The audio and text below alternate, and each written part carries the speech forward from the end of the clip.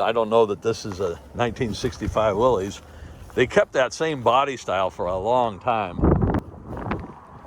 I'll walk around the front.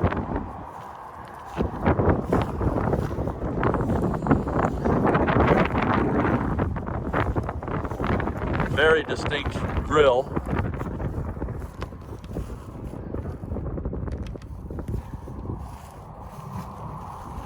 Looks like another Lark.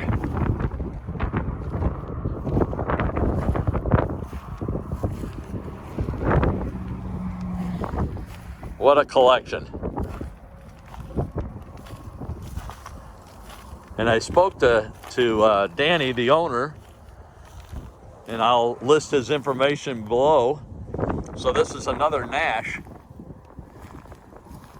And actually, Steve McQueen had a Nash similar to this.